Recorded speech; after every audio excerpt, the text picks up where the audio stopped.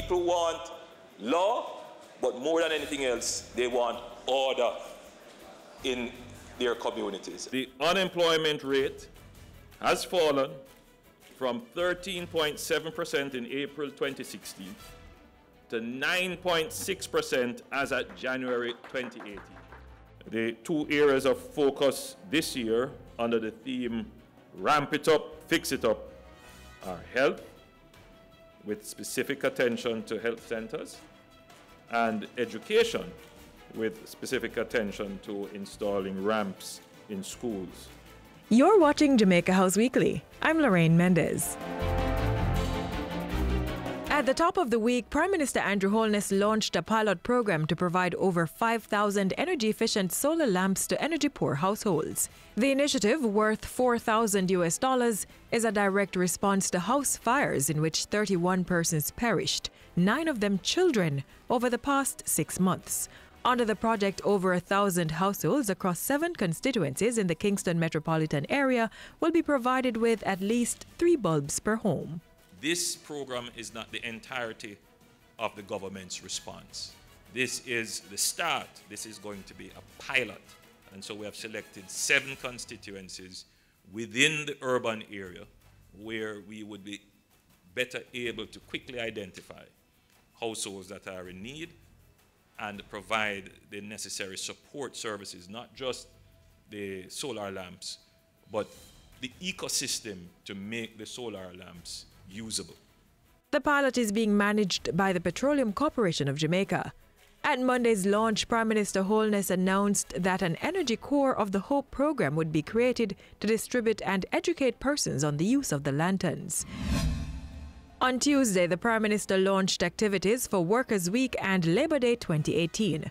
Workers' Week 2018 is being observed under the theme Preserving Our Legacy, Unfolding Progress, while Labor Day celebrations will focus on Ramp It Up, Fix It Up. Mr. Holness said education and health were the dual focus of Labor Day activities this year. 130 schools will be targeted for the installation of ramps and rails to increase access to the physically challenged. A similar exercise will be carried out at health centers across the island.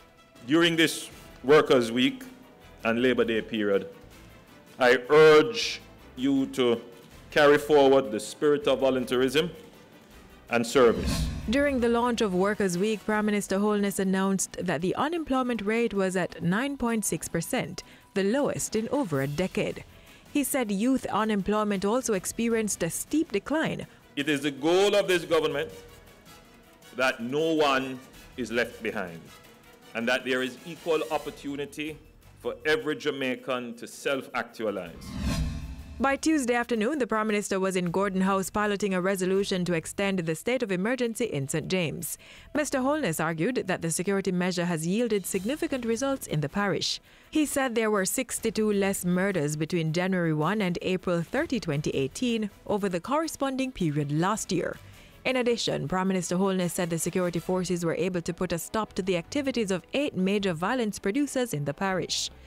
And information was also gathered on gangs, wanted persons, and facilitators of crime. When you speak to the citizens in Montego Bay and wider St. James, that is what they're saying. They're happy for the reduction in murders, yes, but they're also saying there is greater order in the parish. The House granted the extension until August 2. Ahead of the parliamentary sitting, Prime Minister Holness brought his crime-fighting plan to the East Central St. James Education Fund charity dinner. The April 28 function was put on by Tourism Minister Edmund Bartlett.